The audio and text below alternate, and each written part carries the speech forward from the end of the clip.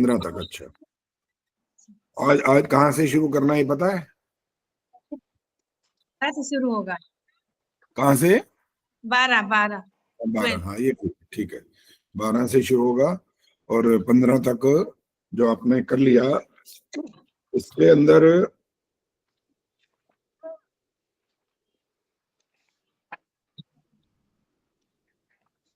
ये जो 13वां मंत्र है।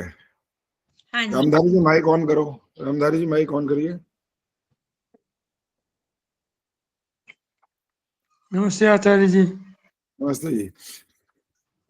देखो, स्वाध्याय करने का मतलब केवल इतना नहीं समझना होता कि हमने उस मंत्र को क्या किया कि बस पढ़ लिया। चलो पढ़ लिया भी स्वाध्याय कहलाएगा, ऐसी कोई बात नहीं है, लेकिन उसमें ध्यान देने योग्य और भी कुछ बात होती है। अब रामधारी जी बताएंगे, अगर इनको समझ में आई है बात, कि इसमें ध्यान देने वाली बात और कौन सी आई है। मैं 13वें मंत्र की बात कर रहा हूं। 13 के बाद फिर 14 15 तक जैसे विष्णु प्रिया ने बोला कि वहां तक पढ़ लिया, बोल के अभ्यास कर लिया, तो 13वें मंत्र में कोई आपको ऐसा कुछ लगता है कि 13वां के बाद क्या कोई खास खास बात आती है? ये अभ्यास बार बार अभ्यास करेंगे तो उससे पता लग जाएगा हमारे को है भाई ये मंत्र में क्या क्या खास बात है। वो खास बात ही तो पूछनी है, वो तो वही का वही दोहरा दिया आपने। वो ये पता लग जाएगा कि क्या खास बात है, कौन सी बात है वो तो बताओ। ये तो कुछ बढ़िया है तुम्हारा खास बात जवाब। है। खास बात पता लग जाएगी, कौन सी लगेगी वही पूछना था ना, कौन सी खास बात पता लगेगी? निर्मल उससे डावरा जी हमारे पता को लग गया? प्रैक्टिस हो जाएगी पढ़ने की जी। नहीं नहीं, वो प्रैक्टिस की बात नहीं हो रही है, वो तो हो गई कि वो पढ़ लिया आपने, बोल लिया, बोलकर अभ्यास कर लिया। इसके अलावा भी मैंने एक बात यहाँ और भी कही थी कि रिकॉर्डिंग करो और सुनो उसको, तब पता लगेगा कि वाकई अभ्यास हुआ है कि नहीं हुआ है।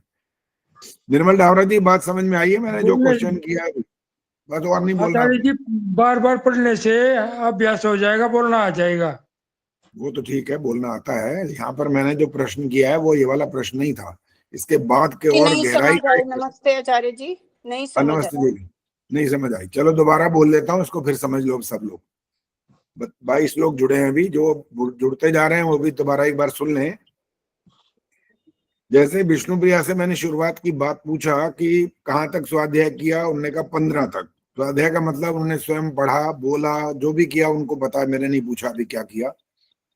मैं ये पूछ रहा हूँ कि जब 13वां मंत्र आप पढ़ते हैं, इसके बाद आपको कुछ खास बात समझ में आई है कि नहीं आई है? क्या खास बात हो जाती है तब? अंजुआ ने हाथ खड़ा किया, अंजू बोलो। आचार्य जी, मुझे इसमें ये समझ आया है कि 13वां मंत्र तक ये ऋग्वेद के मंत्र हैं जो हमें तेजी से पढ़ने हैं, और उसके बाद जो शुरू हो जाते हैं वो यजुर्वेद के मंत्र शुरू हो जाते हैं, तो उसे हमें मध्यम गति से पढ़ना, जहां तक मेरे को समझ में है। यहाँ तक नहीं, यही तक है ये सब, इसीलिए ताली बजाई आपके लिए।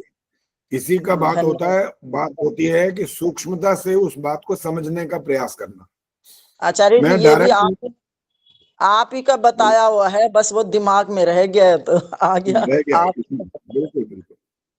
एक ये जो प्रश्न देव, मेरा भी है।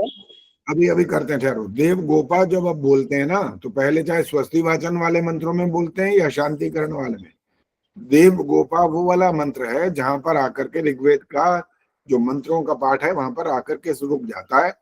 यहाँ पर आपको उसके बाद जो मंत्र है वो यजुर्वेद के और फिर सामवेद अथर्ववेद जो भी है वो मंत्राओं का पाठ करना होता है। आज कौन, आपने ही पूछा था अंजू, आपने बोला कि पूछना है क्या?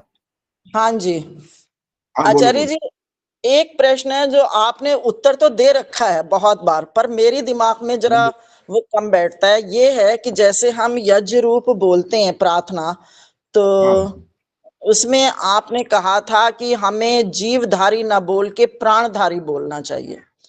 तो ठीक है। मेरे मन में यही नहीं बैठ रहा कि जीव भी तो प्राण वाले ही होते हैं, या प्राण जीव, मतलब ये इसको मैं कैसे किसी को बताऊं, मुझे ये समझ में नहीं आ रहा। ठीक है, समझ लिया, प्रश्न आपका समझ आ गया। धारी का मतलब समझाओ। धारण करने वाला। तो जीव को धारण करने वाला कौन होता है? जीव को धारण करने वाला शरीर होता है। नो आ, नो।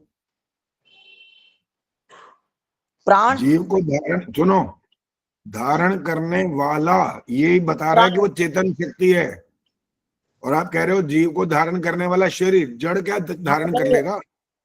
प्राण प्राण करते हैं धारण, 5 प्राण प्रकार के क्या?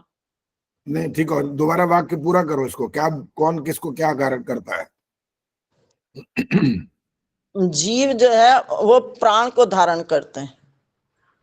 ये इसमें कोई आपत्ति नहीं है, ये तो ठीक है, इसमें कोई हमें आपत्ति नहीं है, लेकिन आप कह रहे हो जीवधारी, जीवधारी माने जीव को धारण कौन करेगा? ये प्रश्न तो यहाँ है। प्राणों को धारण करने वाला तो जीव है, और प्राण कहाँ होते हैं? वो शरीर में होते हैं। ठीक है, कोई बात नहीं, कोई बात कभी कभी जब जो बहुत गहराई तक बैठी होती है ना दिमाग में, वही है, वो आत्मा पर संस्कार होते हैं, और सुन सुन करके पक्के हो जाते हैं, जो जैसा बोलते हैं वही दिमाग में बैठा रहता है, और फिर जब कोई नई बात सामने आने लगती है तो उसमें समय लगता है थोड़ा सा। नहीं, मुझे ये कि प्राणधारी है इसके लिए, लेकिन ये दिमाग में मतलब वो नहीं हो पा रही थी। अब थोड़ी यही है कि प्राण की वजह से मतलब धारण, जीव जो प्राण को धारण करता है तो वो प्राण उससे होगा ना, जैसे प्राण वायु और ये 5 प्रकार के जो प्राण होते हैं, अपान व्यान समान उदान, इसी से संबंध होगा ना। 5 नहीं होते, 10 होते हैं। अच्छा, 5 सूक्ष्म जो वो होते हैं, हाँ सूक्ष्म प्राण, नाग, कूर्म, कृकल, देवदत्त, धनंजय, ये भी होते हैं साथ। हाँ जी हाँ जी हाँ जी, हाँ 5 तो सूक्ष्म। इन प्राणों को धारण करने वाला कौन है?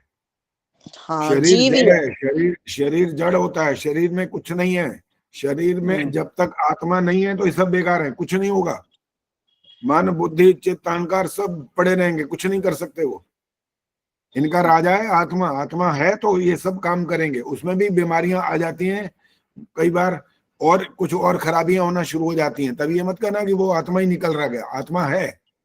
बेहोश हो जाता है व्यक्ति तो उसको ज्ञान नहीं रहता कुछ भी दुनिया का, तो इसका मतलब थोड़ी है कि आत्मा ही निकल गया। आत्मा नहीं निकला, वहां पर एक कमी आ गई है, कहीं का बुद्धि का नाश हो जाता है, शराब पीते हैं, गलत काम करते हैं, बुद्धि भ्रष्ट हो जाती है, लेकिन इसका मतलब ये थोड़ी है कि आत्मा नहीं रही वहां पर, आत्मा तो है। तो प्राणधारी ही उपयुक्त है, वो जीवधारी उपयुक्त नहीं है। हाँ जी, सविता धिंगरा जी ने हाथ खड़ा किया था शायद। तो ये प्राण तो उसमें मैंने रहते कहा होंगे ना।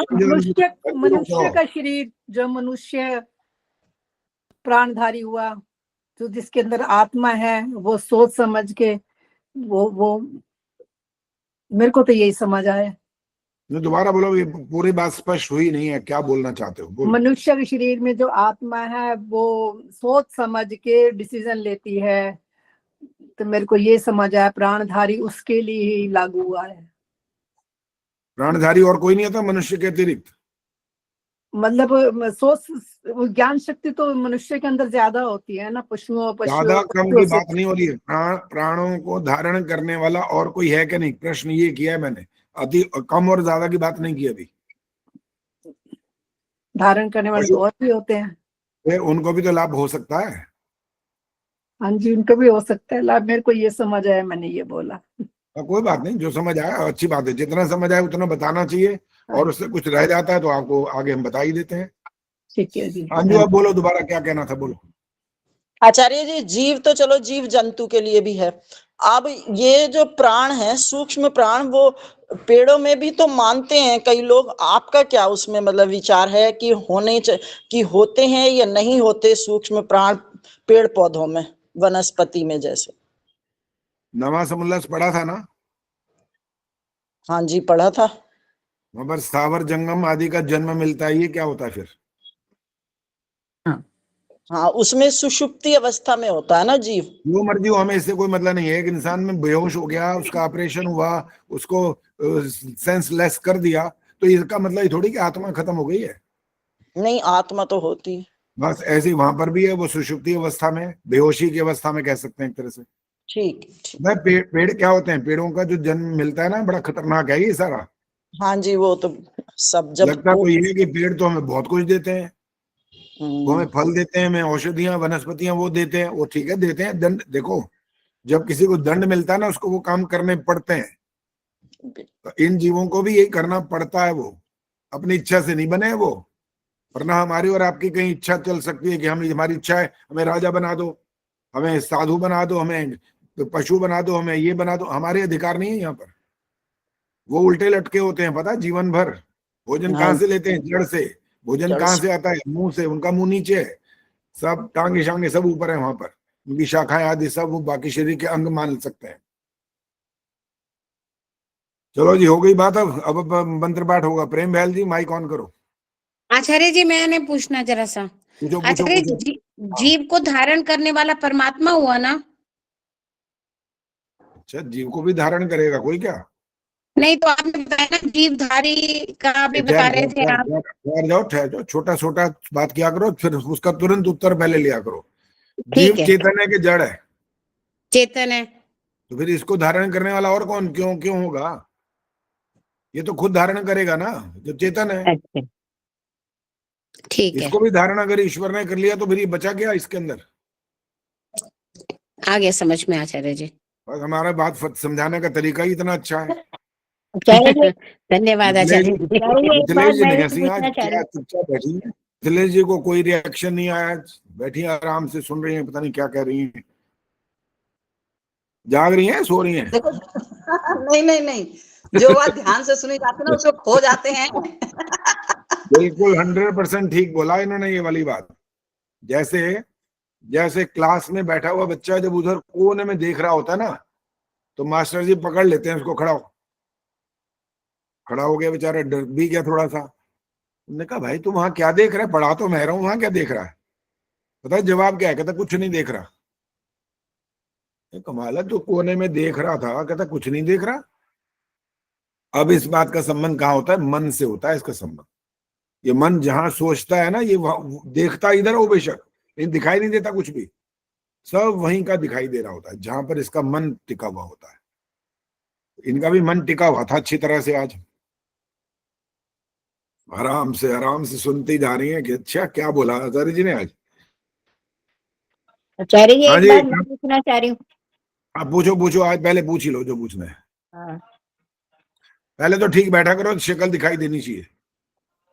ऐसे वो मत दिखाया करो ऊपर से, वो पंखे वंखे लाइट नहीं, आप दिखाई देने चाहिए। आपका एक्सप्रेशन देखना होता है कि आप बात को कितना समझ पा रहे हो। अब बोलो। हाँ जी, नमस्ते आचार्य जी। हाँ ये नमस्ते जी, बोलिए। मैं ये पूछ रही हूँ, ये जो प्राणधारी और जीवधारी है, तो जीव में आत्मा, तो जीवधारी जो वनस्पतियां वगैरह है उनमें भी आत्मा होती है, तो फिर उनका शरीर तो हुआ ना, क्या उनका आकार अलग तरह का है? प्रश्न क्या हुआ इसमें? मैं ये पूछ रही, अभी यही बात हो रही थी ना कि शरीर धारण, अभी अंजू जी कह रही थी कि जो प्राणधारी है मतलब शरीर धारण करते हैं, और जो बाकी वो शरीर धारण नहीं करते, कुछ ऐसा मुझे समझ नहीं में ऐसा आया। नहीं कहा, शरीर धारण नहीं करते नहीं बोला। वो हाँ थोड़ा जी, सा कंफ्यूजन हो गया आपको, वो ऐसा नहीं है। हाँ जी, जीव जीव प्राणों को धारण करता है, ये है इसका कुल मिलाकर के जिस्ट इसका। शरीर जो है वो जीव को धारण नहीं कर सकता, शरीर जड़ है। ये वाला ये विचार हो रहा था वहां पर।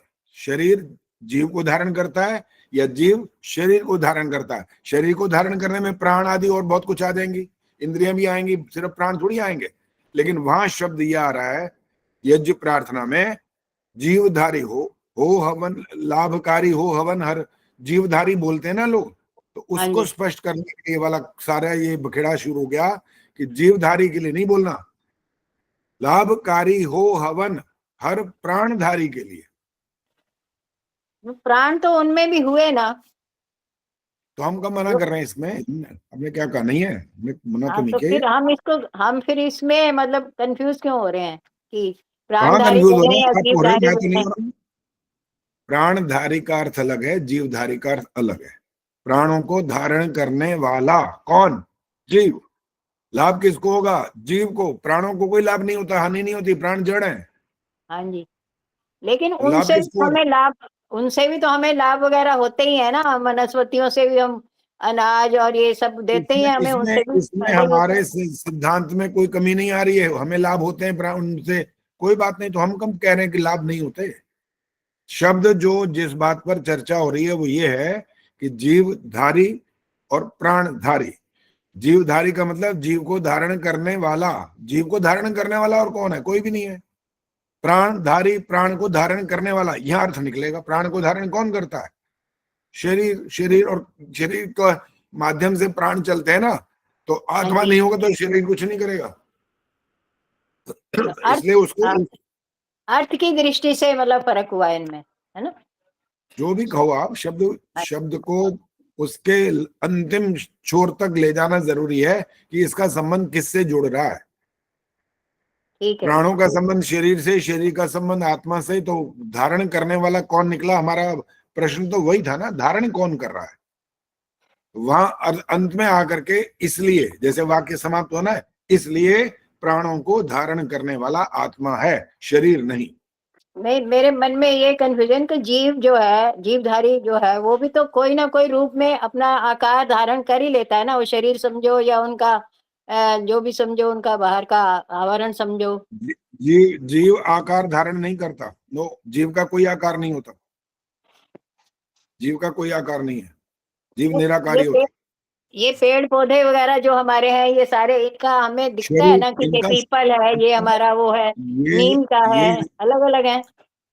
इनका शरीर है वो, जैसे हमारा और आपका शरीर है, वो शरीर है उनका। आत्मा ना उसके अंदर दिखाई देता है, ना आत्मा आपके अंदर दिखाई देता है। हाँ जी। आकार किस चीज का हुआ? शरीर का। आत्मा का कहां से आकार हो गया? आकार हुआ तो मर जाएगी फौरन, ये तो पक्की बात है। फिर नहीं, जिसका आत्मा का आकार, नहीं। हाँ, मैंने आत्मा का नहीं कहा, मैं वो कह रही हूँ, वो भी एक किस्म से, एक प्रकार से शरीर एक किस्म धारण नहीं ना, करते हैं। एक किस्म से बोलने पर सिद्धांत की हानि हो जाती है। अच्छा। एक किस्म से बोलने पर सिद्धांत समाप्त हो जाता है। ऐसी दुनिया यही तो बोलती है। एक किस्म से हम ईश्वर को मूर्ति में मानते हैं, इसलिए वो ईश्वर है। एक किस्म से तो करते हैं, वो भी शब्द अलग होते हैं बस। ठीक है। अरे हमारी भावना ये है, इसलिए भावना से नहीं काम चलेगा, ज्ञान से काम चलेगा। ठीक है, धन्यवाद। आचार्य हाँ जी, जी, हाँ जब जी। तक गीता, पहले गीता, ठहर, गीता को बोलने दो, फिर आपका सविता का नंबर आएगा। जी आचार्य जी नमस्ते। नमस्ते, बोलो। आचार्य जी, मैं ये कह रही थी कि आत्मा, जीव और प्राण तीनों के एक एक लाइन में आंसर बता दीजिए। आत्मा और जीव एक ही बात है। आत्मा और जीव एक ही है? हाँ जी, जीवात्मा बोलो, आत्मा बोलो, सोल बोलो। और पंछी उड़ गया जब बोलते हैं, मर गया कोई तो पंछी उड़ गया, ये भी बोलते हैं। संबंध उसका आत्मा से ही होता है। प्राण क्या है? प्राण जड़ है। प्राण शरीर में होते हैं, शरीर का चलाने का माध्यम प्राण है। प्राण नहीं तो फिर इसके बाद आत्मा भी गई। हाँ जी, अब सविता बोलो। आचार्य जी, जब तक आत्मा को शरीर नहीं मिलेगा तब तक वो कुछ नहीं कर सकता। नहीं, मुक्ति में कर सकता है बस।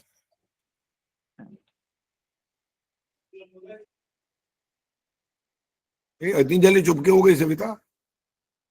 जी, इतनी जल्दी चुप हो गए बस? तो ये वो थोड़ा सा समझ आ तो, गया कि मुक्ति में कर सकता है।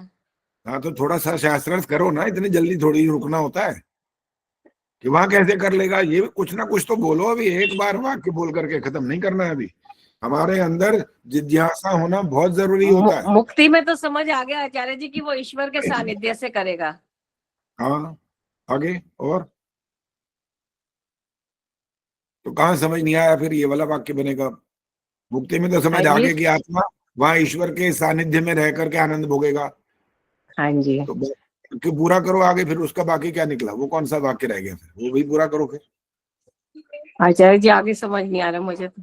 हाँ, आचार्य जी जैसे कहते हैं ना, आत्माएं भटक रही हैं, वो बात पे पूछना चाह रहे होंगे तो ये वाला बोल रहे हो क्या? शायद। नहीं, मेरा वो तो आपने बताया था कि जब मुक्ति में चली जाती हैं तो वो इधर से उधर आ जा सकती हैं, मगर ठीक अगर है जो मुक्ति में नहीं गई वो तो कुछ नहीं कर सकते ना, ना, जब उनका तक उनको देखो। शरीर नहीं मिलेगा। चलो अब एक तीन शब्द सुनो, जिससे और बात, अभी सुशीला जी बात करता हूं उनसे। 3 शब्द हैं। एक होता है साधक, दूसरा होता है साधन, और तीसरा होता है साध्य। इन 3 के बगैर आप काम कर ही नहीं सकते। आपने देखना भी हो ना अगर, तब भी तीनों का संबंध जुड़ेगा। खाना होगा तब भी, कहीं जाना हो तब भी, कोई रोना पीटना भी चाहे ना, तब भी तीनों का संबंध जुड़ेगा। 3 के बगैर कार्य चलता ही नहीं है। आपका सिद्धांत इसलिए तो त्रैविकवाद है। मैंने उस दिन कहा था मैंने त्रैतवाद पे भी भजन लिख लिया। आप बता ही देता हूँ, मैंने भजन की बात शुरू कर दी है। तो आज मैं यहाँ आए हुए मुझे 16 दिन हुए हैं और मैं 17 भजन लिख चुका हूँ। तालियां तो बजा दो। हाँ, ये हुई ना बात। और मैंने किताब आखिर पूरी करके ही छोड़नी है। मैं तो छोड़ता नहीं किसी भी काम को। जब काम सोच लिया ना करना है तो बस आगे ही रहता हूँ मैं, पीछे नहीं। नाम मेरा क्या है पता ना? विजय है नाम मेरा। तो विजय ही करनी होती है बस। हारने का तो मैंने सीखा ही नहीं कभी। आचार्य जी और हर हम जगह बोल जीत सकते थे ना, मुंह से निकला ओ तेरी का। आचार्य जी काश हम भी आपकी तरह पुरुषार्थी बन जाएं। बन जाओगे, बन जाओगे। धीरे धीरे भजन हमारे आपको ऐसा आनंद में ढिलोरे देंगे। वो सारे सैद्धांतिक भजन लिख रहा हूं मैं पूरा। मुक्ति की बात भी आ रही है उसमें, आपके जन्म मरण ये वो, और आपके कर्म फिलॉसफी सब कुछ उसमें सिद्धांतिक आ रहा है। बिना सिद्धांत के मैं लिखता ही नहीं। हमारा तो काम ये है। आपकी सिद्धांत कार्य करने की जो शक्ति है ना, जितनी स्पीड है वो हमारी नहीं है। और दूसरा, जितना जल्दी आप ज्ञान प्राप्त कर लेते हो बात को समझ के, हमारे अंदर वो चीज अभी नहीं है। कोई बात नहीं, कोई बात नहीं। अभ्यास करत करत अभ्यास से आता है ये सब कुछ। धीरे धीरे धीरे धीरे बढ़ता जाता है, लेकिन निरंतर करना पड़ता है।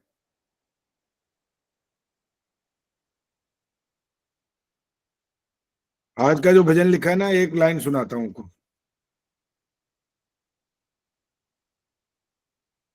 दैनिक संध्या यज्ञ नित करना, ये नित्य नियम कहाता है।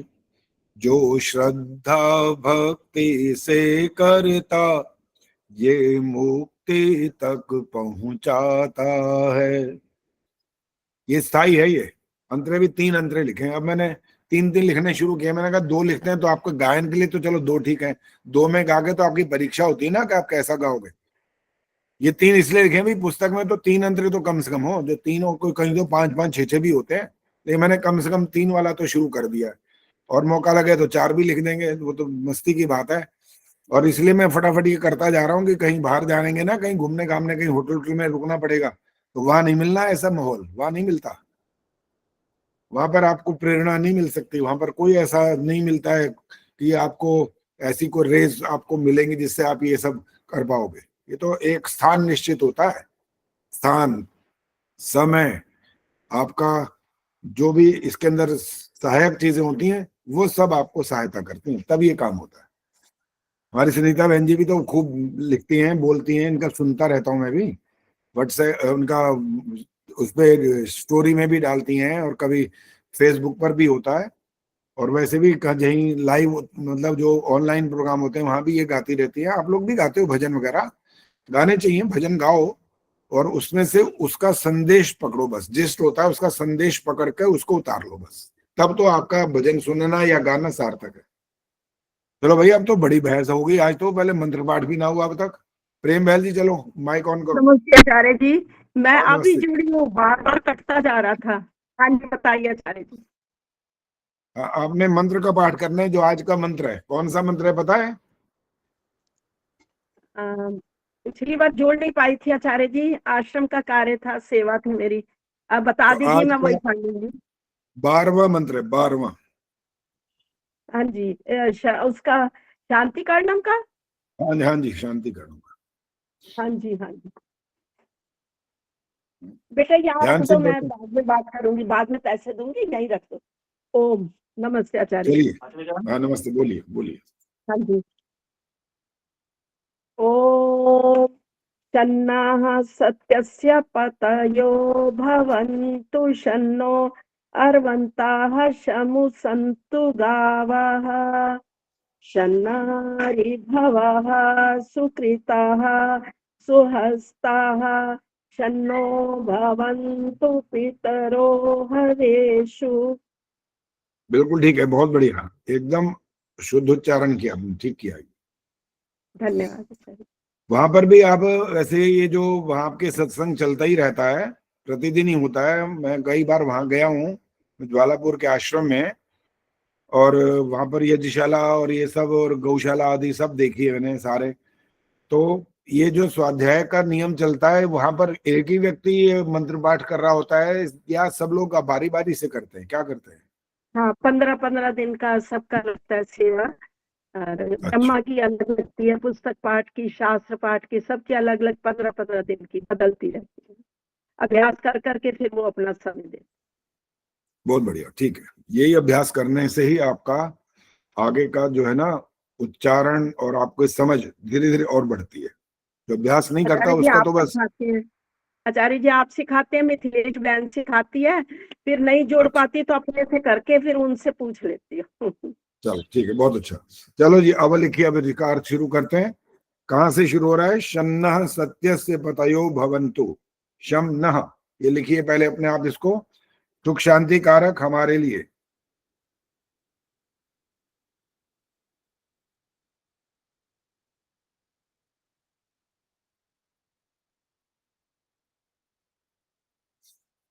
अब अगला शब्द जो आ रहा है सत्यस्य है। ये सत्य उच्चारण के रक्षक।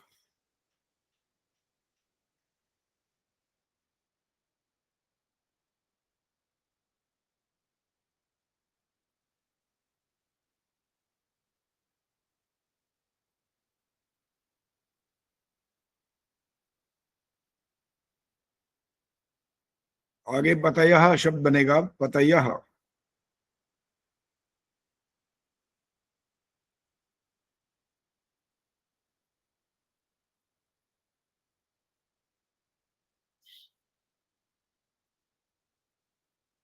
सत्य का आचरण करने वाले लोग।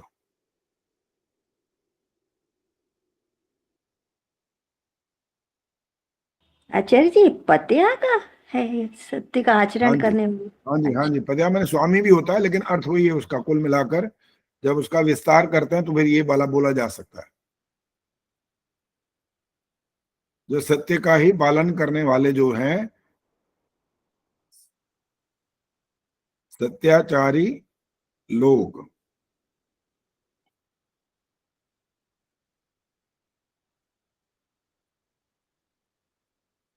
भवन्तु, होवें।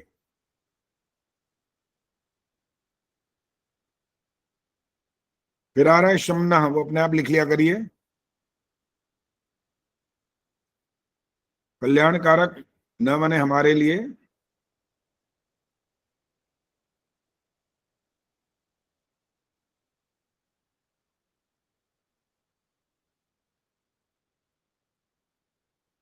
अगला शब्द है अर्वंतः।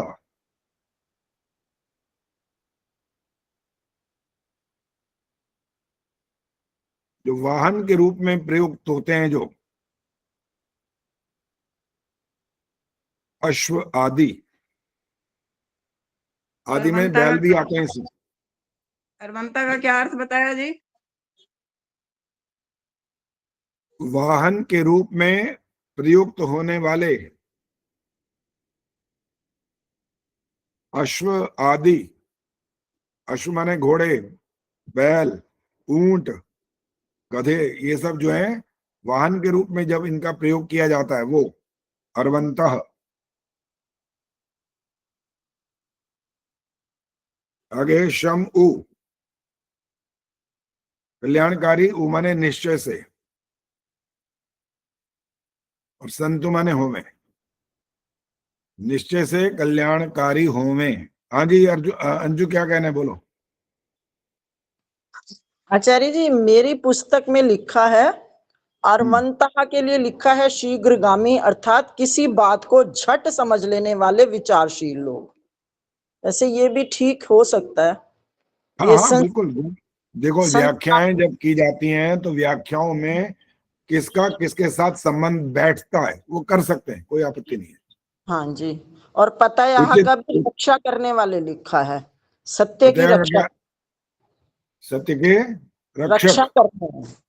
हाँ कोई बात नहीं, कोई बात नहीं, वो ठीक है। वो भी सत्याचारी जो लोग हैं, सत्याचारी का मतलब जो सत्य का ही आचरण करेंगे वो सत्य की रक्षा करेंगे। शब्द थोड़े थोड़े बदलते हैं, कोई बात नहीं, उसमें कोई आपत्ति नहीं होनी चाहिए। उसका संबंध वहां वही का वही रहना चाहिए, बस उसका अर्थ ना बदल जाए।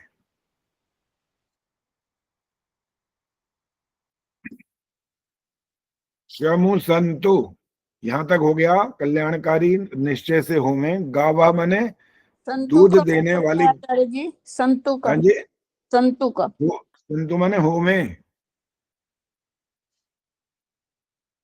आप हों बोलते हैं, वह होमे, ऐसा ही है। स्वामी जी की भाषा में थोड़ा थोड़ा इस प्रकार का अंतर होता है। दे में, आप दे कहते हैं, वो दे में। गावह का अर्थ है दूध देने वाली गौवें। शमना, फिर आ गया सुख शांति कारक हमारे लिए।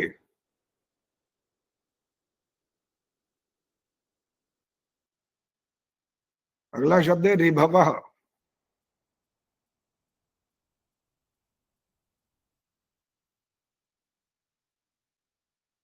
मेधावी जन।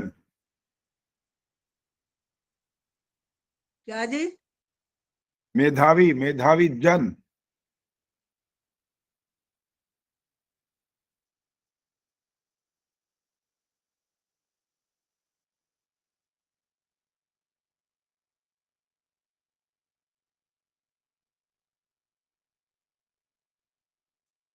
राज बालाजी, क्या नाम है, राजकुमारी जी भी कहते हैं आपके नाम को। ये मेधावी क्या होता है? बुद्धिमान। चोर भी होते हैं वैसे तो।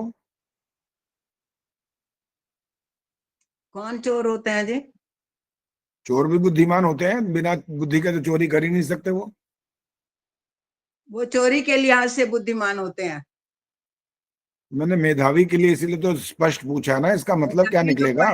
जो पढ़ाई में चतुर होते हैं, कुशल होते हैं, उनको मेधावी कहते हैं। हाँ, तो इसीलिए तो वो जो ऐसा बोलना होता है ना। ज्ञान में जो बुद्धिमान हो, ज्ञान में इनके जो। पास मेधा बुद्धि होती है, मेधा।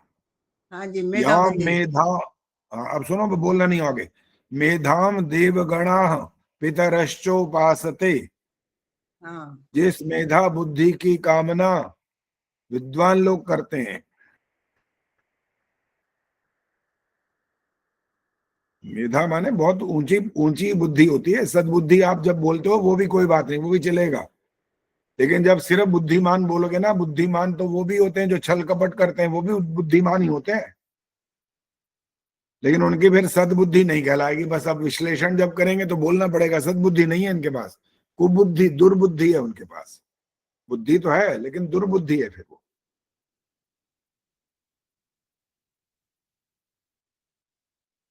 विभवा माने उत्तम आचरण वाले, मेधावी जन, जो उत्तम आचरण करते हो, मेधा बुद्धि से युक्त हो।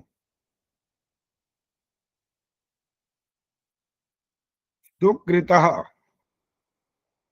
जो माने अच्छे, कृता माने कर्म करने वाले, उत्तम कर्म करने वाले।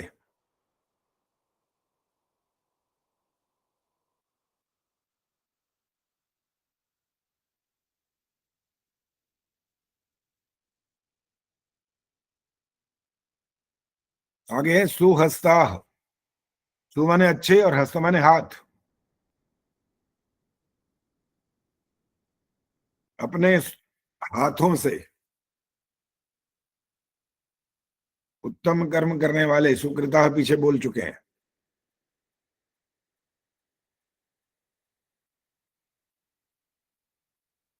शन्नो, फिर वही आ गया, कल्याणकारी हमारे लिए। भवंतु माने फिर हो गया, पहले भी आया था भवंतु हो में। संतु भी हो में होता है।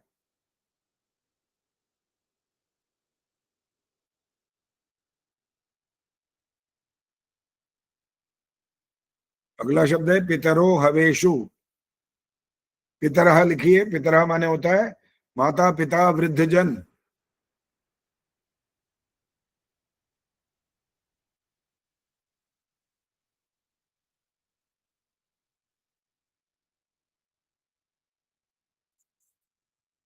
माता पिता वृद्धजन गुरुजन सब इसमें शामिल होते हैं। पितरह। और अंतिम शब्द है हवेशु।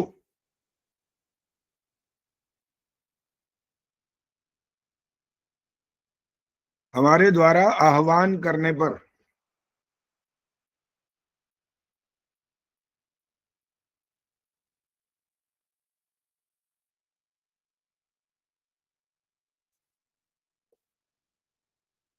हमारे द्वारा आह्वान करने पर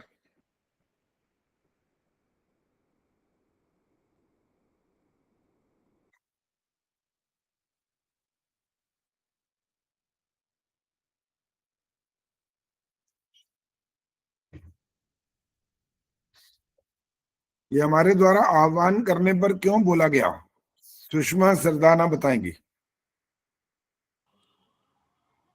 क्योंकि आचार्य जी वो इन्हीं से तो हम अपने मेधा बुद्धि का अपना ज्ञान प्राप्त करेंगे, जिससे हमारी मेधा बुद्धि आगे बढ़ेगी और हम अपना कल्याण कर सकेंगे। अच्छी बात है आह्वान सुनकर।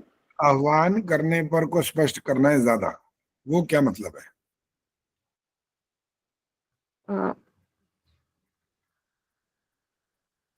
आचार्य जी इसमें ये बोल सकते हैं कि हम उनके समीप बैठेंगे, उनके पास जाएंगे, उनसे पूछेंगे। हाँ, नजदीक हो, अब ठीक कर रहे हो। बबली बताओ। आचार्य जी जब हमें उनकी जरूरत हो तो वो हमारी जरूरतें पूरी करे। आह्वान हमें, हम उनको कुछ भी हमें जरूरत है जैसे पूछने की या उनसे कुछ ज्ञान लेने की, तो वो हमारी जरूरतें समय पर पूरी कर दे। देखो जो चलो आदर्श बताएंगी, पहले पहले उनसे सुनते हैं। आचार्य जी हम उनको अपने घर पर बुलाकर अपनी समस्याओं का भी हल करें, अपने बच्चों को भी ऐसे संस्कार मिलेंगे, जब हमारे घर पर आएंगे तो हमारे बच्चे भी उनको सुनेंगे। कौन आएंगे घर पर? आचार्य विद्वान लोग, उनको हम अपने घर पर बुलाएं। और माता पिता भी, उनको भी बुलाएंगे? माता पिता तो घर पर रहते हैं आचार्य जी, तो आजकल नहीं रहते। अच्छा आजकल तो सबने बाहर भेज दी कि जाओ जाओ बस हो गया, बहुत तुमने अपना काम कर दिया, अब हमारा काम हम संभाल लेंगे। फिर माता पिता को भी बुलाएं, तो वैसे तो बुलाने की जरूरत है, साथ ही रहते हैं, माता पिता को भी बुलाएं और विद्वान जो लोग हैं, आचार्य लोग हैं, उनको अपने घर पर बुलाएं, जो हमारी समस्याएं हैं उनसे हम अपना पूछें भी। विदेशों की नकल जो हिंदुस्तान वालों ने करनी शुरू कर दी ना, वो भी उनको वो वृद्धाश्रम में छोड़ आए। अधिकांश ऐसा करने लगे, ने कहा हमारे काम में ये बाधा बनते हैं ये लोग, ये बूढ़े हो गए, ये बकबक करते ही रहेंगे, कुछ ना कुछ हमारे को खाम खा का उपदेश झाड़ते रहेंगे, ये इनको यहाँ रहने की जरूरत नहीं है, जाओ भैया तुम उधर जाओ। और कोई तो ऐसे वीडियो देखी वो स्टेशन पे बैठा के कह रहे हैं बस अभी आ रहे हैं हम, वहीं बैठा के छोड़ गए, चलो। तो ऐसे ऐसे व्यक्तियों को क्या कहा जाएगा, क्या बोला जाएगा, जिन्होंने उनको जन्म दिया, पाला पोसा, बड़ा किया, खिलाया पिलाया, इतना योग्य बनाया कि वो आज सर उठा करके संसार में जी सकते हैं, वो उनको ऐसा व्यवहार करके आएंगे तो उनको क्या बोला जाएगा, क्या कहेंगे? उनका नाम तो संतान कहना ही बेकार है, संतान नहीं कह सकते, वो तो दुष्ट जन है वो। चाहे बेशक शरीर का संबंध तो है, आत्मीय संबंध कुछ नहीं, बेकार। हाँ उर्मिल जी बोलो, क्या कहना है? हाथ खड़ा किया था क्या? माइक ऑन नहीं करते हो आप, भूल जाते हो बार बार, माइक के बगैर शुरू हो जाते हो बोलना। अब बोलो। ऐसे बच्चे भी कृतघ्न भी कहलाएंगे। कृतघ्न नहीं होता, कृतघ्न होता है, घ आधा होता है इससे, कृतघ्न। हाँ जी हाँ जी। इसका उल्टा क्या होता है? कृतघ्न का उल्टा क्या होता है? कृतज्ञ। हाँ, इसमें भी संधि जो हमारा संस्कृत वाला है वो कोशिश करनी चाहिए, ज्यादातर वो बोला करें, जब एक ही शब्द बोलना हो। बह जाते हैं जब रॉ में तो कृतज्ञ बोल दो, वरना कृतज्ञ ऐसा बोलना चाहिए। एक एक शब्द बोलने की जहां बात आ जाए तो वहां तो प्रयास करना चाहिए ना कि शुद्ध बोल पाए। और जब अभ्यास होता है ऐसा कि वो धारा प्रवाह बोलते चले जाते हैं, वहां तो ध्यान नहीं रह पाता, वो तो अलग बात होती है। एक शब्द बोलने में बहुत सावधानी रखनी चाहिए। वंदना जी क्या कहना है, बोलो। नमस्ते आचार्य जी। आचार्य जी ऐसे बच्चों को तो हम यही कहेंगे कि पूत कपूत तो क्यों धन संचय, पूत सपूत तो क्यों धन संचय। नहीं और धन संचय, ये धन संचय नहीं, दो लगाने की बात है यहाँ पर। उनको धन संचय तो बहुत दूर की बात हो गई, ये तो धन संचय तो ऐसा है, वो तो पहले बचपन की बात थी। भूत सबूत और भूत कबूत का धन संचय से संबंध तब था जब वो बच्चे थे। अभी तो योग्यता नहीं आई थी, नौकरी बिजनेस कुछ नहीं था, वहां के लिए था मुख्य रूप से। पहले आगे भविष्य जीवन में और आगे की बात तो जोड़ सकते हैं, ये नहीं कि नहीं जोड़ा जा सकता, लेकिन पहले जो क्षेत्र है, पहला जो स्तर है, वहां के लिए ये आवश्यक है कि अभी तो बच्चा पढ़ रहा है और हम उसके लिए जोड़े जा रहे हैं कि कल को पता नहीं इसको नौकरी मिलेगी कि नहीं मिलेगी, ये होगा कि वो होगा। नो नो नो, करना दो उसको, अपने आप करने दो, परिश्रम करने दो, ठोकर खाने दो थोड़ी सी, कोई अब आपत्ति नहीं है। 5 साल तक तो कहा था ना लाल ना करो, लाड प्यार कर लो, उसके बाद तो कहा था ठोको अच्छी तरह, पिटाई करो उनकी। और कौन सा साल आ जाता है जब ये पिटाई विटाई बंद करनी पड़ती है, वो आपने बोलना है, हाथ खड़ा करना, वो कौन सा आता है? संस्कृत में बोलना है, लेकिन ध्यान रख लो अब हाथ नीचे आ जाएंगे। हाँ, अब रही बालाजी ने फट नीचे हाथ कर दिया, अब संस्कृत वाला तो नहीं आता। खैर फिर भी सुनेंगे आपसे, चिंता। पहले तो पद्मा बताएंगी। पद्मा बोलो क्या? षोडश। सिर्फ इतना नहीं बोलना था, संस्कृत का मतलब ये थोड़ी था कि बस एक षोडश बोल दो तो हो गया। प्रेम जी बोलो, प्रेम जी। लालयेत 5 वर्षाणि 10 वर्षाणि ताडयेत प्राप्ते तु षोडशे वर्षे पुत्रं मित्र समाचरेत। मित्रवत समाचरेत, मित्र के समान। बहुत बढ़िया, ठीक है, मित्र के समान समझना होता है। ठेकेदार बनना बंद करो, तब सलाहकार बन जाओ। और इनके लिए जिनकी बात हो रही है ना इस मंत्र में, आह्वान करो, तो इसका एक प्रकार से अर्थ ये था कि माता पिता अपने आप से बातों का बीच में अपना ठोक न दिया करें बातों को बच्चों के बीच में। बच्चे छोटे थोड़ी हैं, बड़े हो गए, बच्चों के बच्चे हो गए, वो इतने बड़े हो गए, घर का काम सीख गए, बाहर का व्यवहार करना सीख गए, नौकरी करना सीख गए, पता नहीं कितनी बड़ी बड़ी डिग्रियां उन्होंने ले ली हैं, तो हम फिर भी उनके ऊपर एक बैठे हैं इस प्रकार से कि हर बात में दखल देने की बात करते हैं। और इस संबंध में भी एक संस्कृत की एक छोटी सी पंक्ति है, वो कौन सी है जो ऐसा नहीं करना चाहिए हमें? वो कौन सी है? हाथ खड़ा करो।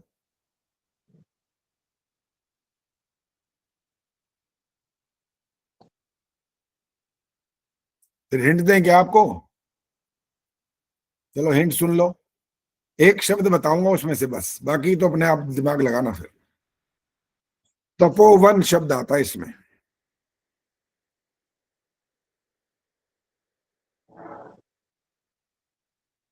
पद्मा जी ने मोय काम किया है? अच्छा, नहीं, हो गया था इसका, वो शायद नेट गया। तो मिथिलेश तो बता सकती हैं भाई, ऐसी क्या बात है भाई, संस्कृत की प्रकांड विद्वांसी हैं, फिर भी ना बोलते हैं बिल्कुल भी, चुप बैठी हैं आज तो। आचार्य जी प्रेम बहल जी ने हैंड रेज किया। अच्छा, सुनता हूँ, पहले जिनका नाम लिया पहले देखें वो क्या बोलती हैं। मिथिलेश जी आज चुप बैठे हैं। वहां तक दोबारा बोलो। वहां तक नहीं पहुंची। पहुंची। हाँ जी, प्रेम बहल जी बोलो। आचार्य जी मैं थोड़ा सा समझी हुई, नेट चला जाता ना बार बार, एक बार फिर से बोलिए, आपने जो पूछा है मुझे अधूरा समझ आया था, एक बार फिर पूछिए प्रश्न। बच्चे इतने बड़े हो गए, उन बच्चों के बच्चे हो गए, माता पिता घर में ही बैठे हैं, वहीं रहते हैं, कोई बात नहीं, अच्छी बात है, कोई बुरी बात नहीं है, लेकिन वो हर बात में अड़ंगा अड़ाते हैं। और इसके लिए मना किया गया कि वो संस्कृत में वाक्य है, वो बताना था कि क्या उनको नहीं करना चाहिए। ये तो पता लग गया क्लियर। संस्कृत में नहीं आता, हिंदी में आता है। ये समझ आया कि उनको आश्रम वानप्रस्थ ले लेना चाहिए, ये समझ आई है थोड़ी। नहीं, वानप्रस्थ नहीं ले लेना चाहिए, घर में ही रहना चाहिए। मैं ये नहीं कह रहा कि वानप्रस्थ लेना बुरा होता है, ये मतलब नहीं है इस बात का। इस बात का अर्थ है घर में रह करके भी, बस आगे का अपने बताना, मैंने नहीं बताना। हाँ जी, चंदा जी बोलो। घर में रहकर ही वानप्रस्थी बने रहे। ये संस्कृत में बोलना है बस, इसीलिए तो कह रहा। पहले हिंदी वाला तो चलेगा, वो तो हो गया, और कौन बोलेगा संस्कृत वाला? अभी और कोई दिखाई दे रहा है यार? लोग भी कम है, 43 है सिर्फ आज। धीरे धीरे कम होते जा रहे हैं, क्या बात है भाई, हमारी कक्षा बेकार हो गई है क्या? धीरे धीरे पढ़ रहे हैं। क्या पढ़ रहे हैं? सर्दी हो रही है, सर्दी, इसलिए सर्दियों में बाहर चले गए कहीं घूमने का। अच्छा अच्छा, जैसे मैं आ गया।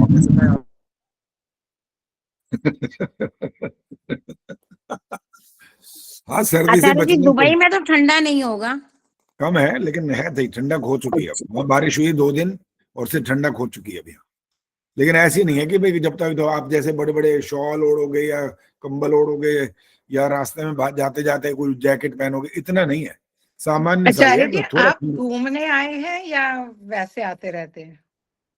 घूमने नहीं आया, अपनी बेटी के घर आया है, उसके पास आते रहते हैं। हमारी जो धोती है बड़ी प्यारी है, हमारे को याद आती रहती है उसकी, वो बुलाती रहती है। हमारी बेटी कहती है आ जाओ आ जाओ, और फिर हमारे उधर भी के बच्चे भी कहते हैं अरे इतने ठंड में यहाँ क्या करोगे, हैं जाओ वहां जाओ, आराम से रहो, हम भी आ जाएंगे घूमने वहां पर। मैं कहा ठीक है, अच्छी बात, आ जाओ।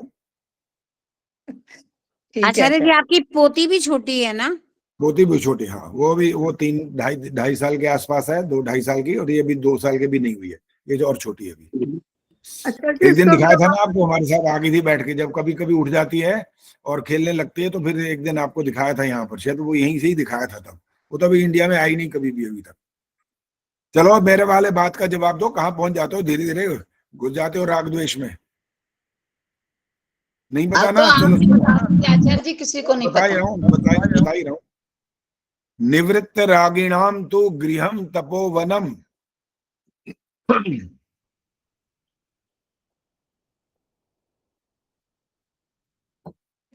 फिर से बताओ। जो निवृत्त निवृत्त रागिणाम तो हाँ। गृहम तपोवनम, जो राग द्वेष से निवृत्त हो जाएं उनके लिए घर ही तपोवन होता है। जो आप वानप्रस्थ आश्रम बोले थे ना, तपोवन वानप्रस्थ आश्रम एक ही बात। लेकिन उनको यही है बीच में अड़के, निवृत्त रागिणाम तो गृहम तपोवनम। गृहम, ठीक है। उनका घर ही तपोवन होता है, तब बनता है जब वो ये बीच बीच में उनके हर बात का, बस हर बात में बीच में घुस के बैठ जाएंगे ना, तपोवन खत्म हो जाएगा, युद्ध आश्रम जरूर बन जाएगा।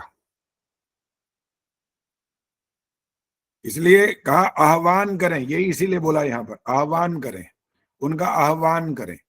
बच्चे कहें मम्मा पापा ये बताओ इसमें हम अब क्या करें, हमें तो इतना समझ में आया, अब आपके तो इतना जीवन का अनुभव है, आप बताओ हमें क्या करना चाहिए। ये है आह्वान करना, ये करें वो आह्वान। और जो विद्वान लोग हैं, और जैसे भी आदर्श ने बोला, बिल्कुल ठीक बोला, आचार्य लोग, विद्वान लोग, सन्यासी, महात्मा, ज्ञानी, ध्यानी जन, उनको आह्वान हम करते रहें, आते रहे हमारे घरों पर। और कभी कभी वो अतिथि रूप में भी आते हैं, पता ही नहीं होता कब आएंगे। और वास्तविक परीक्षा आपकी तब होती है जब वो अतिथि बन करके आते हैं, तब आप उन नाक मुंह ना चिढ़ा करके ना, और उनका पूरा सम्मान करें, खान पान, भोजन, धन, वस्त्र, जो आपका कर्तव्य सारे करो, तब आपको ब्रह्म, जो आपका गृहस्थ आश्रम है वो सफल कहलाता है। नहीं तो क्या है, सिर्फ शादी और बच्चे पैदा करने के लिए गृहस्थ आश्रम हो गया, बाकी तो कुछ नहीं बचा। फिर अपने कर्तव्य, यार जाओ पूरा वाक्य बोलने, अपने कर्तव्य यदि नहीं किए तो फिर काहे का गृहस्थ आश्रम। भाई आश्रम कहाँ हुआ, तो बस विवाह हो गया, ये हो गया, बस इतना ही समझ लिया हमने कि विवाह हो गया, सब बड़े हो गए, हम युवा हो गए, हमारे अब इच्छाएं हो गई, इन इच्छाओं को हम पूरा करेंगे, हो गई। ये गृहस्थी नहीं होती है। सुशीला जी बोलो। अच्छा जी, पहला शब्द क्या बोला था, गृहम रागिणाम, इससे पहले? निवृत्त, निवृत्त, पहले निवृत्त माने जो छूट गया जिनका, निवृत्त रागिणाम, जिनका राग छूट गया, राग और द्वेष छूट गया जिनका, निवृत्त रागिणाम तो गृहम तपोवनम, उनका घर तपोवन जैसा होता है। आपका आह्वान वो करते रहें बच्चे, तो आप उनको सलाह मशवरा देते रहो। वो आपको ना कहें तो आप अपने ध्यान में रहो, अपना काम करो, अपना ईश्वर भक्ति करो, और अपना भोजन करो, और सब जो आपके नित्य नियम है वो करो, उनके कामों में दखल मत दो। अच्छा जी, मेरा छोटा सा प्रश्न था, ये मैं पहले पूछ रही थी। हाँ बोलो बोलो बोलो। मुक्ति में जीवात्मा है, वहां पे भी कर्म करती हैं? कहाँ पर? मुक्ति में, मुक्ति हो जाती है जीवात्मा की तब, तो वहां पे तो कर्म नहीं करती होंगी? वहां पर फल भोगती हैं, बस कर्म नहीं हो रहा। जी धन्यवाद आचार्य जी। कर्म करने का मतलब है फल का बंधन शुरू। और वहां पर भी कर्म अगर किया तो पहला तो प्रश्न खड़ा होगा कि क्या सोच के कर्म कर रही हैं, अच्छा करूं, बुरा करूं, नहीं करूं, क्या करूं, क्यों करूं, बहुत सारी बातें आएंगी। वो सारे जीवन के जितने उन्होंने पुरुषार्थ किए उनका फल प्राप्त हो रहा है। जैसे जब आप नौकरी करते हो और जब आपकी नौकरी का समापन होता है, जिसको रिटायरमेंट बोलते हैं, तब आप वहां पर कर्म नहीं कर रहे होते उस संस्था में, लेकिन आपको धन मिलता रहता है, फल है ना, फल मिलेगा। कर्म कहाँ कर रहे हैं वहां पर? कर्म वाला कर्म जो संबंध वहां था जिस संस्था से, वो तो कार्य समाप्त हो गया ना, अब उसका फल भोग रहे हैं वहां पर। हाँ रामधारी जी बोलो, क्या कहना है? निर्मला देवी इनके बाद तैयार है ना बोलना, क्या कहना है? रामधारी जी बोलो। आचार्य जी नमस्ते। आचार्य जी मैं ये पूछता हूँ, प्राण जड़ है या चेतन है? जड़। ठीक है जी, धन्यवाद। अच्छा ये बताओ, हवाई जहाज जड़ है कि चेतन है? जड़ है जी। क्यों जड़ क्यों है? चलता नहीं है वो?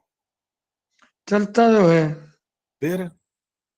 लेकिन सांस नहीं लेता है वो। सांस नहीं लेता? अरे जब वो खाता है तेल को तो पीछे छोड़ता है तो है इतना सारा धुआं, सांस ही तो ले रहा है, और क्या कर रहा है वो? ऐसे जी जो इंसान के द्वारा चलती है ना, वो जड़ हाँ। होती है। अच्छा, इंसान के द्वारा जो चलती है। हाँ जी। जैसे क्या? जैसे हवाई जहाज, मोटरसाइकिल, कार, बस, ये सब इंसान से ही चलती है। हाँ, आपकी मोटरसाइकिल तो आपको बहुत याद रही है, देखा है मैंने कैसे मोटरसाइकिल पे बबू साहब बन के बैठे हो, देखा है मैंने आपका वो चित्र। और जवान है उस समय खूब, है क्या बात है, जच रहे हैं खूब बढ़िया से। तो प्राण भी जड़ होते हैं। देखो 3 चीजें कुल मिलाकर, ईश्वर, आत्मा, प्रकृति, बस 2 चेतन है इसमें से, ईश्वर और आत्मा। प्रकृति जड़, प्रकृति में प्राण और सब कुछ आएगा। जितना आपको ब्रह्मांड सब दिखाई दे रहा है ना, नहीं दिखाई भी देता, कुछ पदार्थ ऐसे हैं जो दिखाई नहीं देते, सब जड़ है वो। ये 2 चेतन सत्ताएं हैं बस। हाँ जी निर्मला जी बोलो। नमस्ते आचार्य जी। हाँ जी नमस्ते जी। ये मैं ये पूछना चाह रही थी कि जैसे आत्मा, कर्म फल, जन्म मरण ये चलता ही रहता है जब तक मोक्ष नहीं करते, मतलब कर्म फल मिलता ही रहेगा। जैसे मान लिया जब सृष्टि का प्रलय होता है उसके बाद भी कर्म फल मिलता है सृष्टि का। जिनका मोक्ष नहीं हुआ होता उनको कर्म फल मिलता है।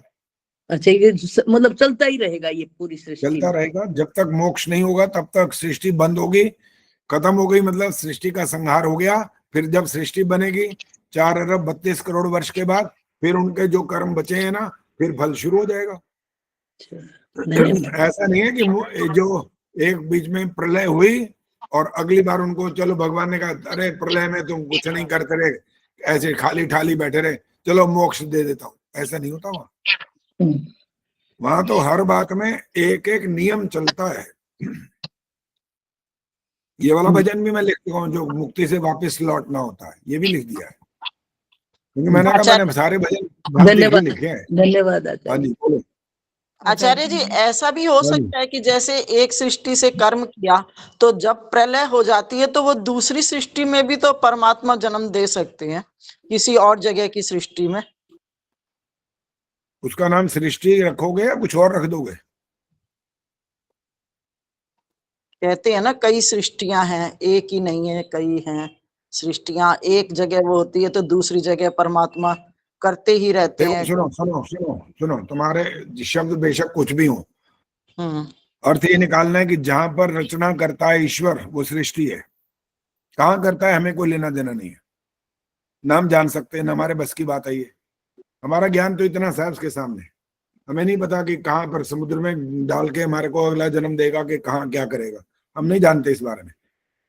गहना कर्मणो गति ही, गहन है, बहुत गहन है। आप कर्म के फल के उस स्तर तक नहीं जा सकते कि हमें अब मैंने ये वाला अच्छा कर्म कर लिया, मुझे पता नहीं क्या भगवान क्या फल देगा। जब तक इच्छाएं करोगे तब तक तो फंसते ही रहोगे। एक काम, दूसरा और जानने की इच्छा करोगे ना, चलो भगवान कम से कम बता तो दे इसका फल क्या दोगे, नहीं बताएगा।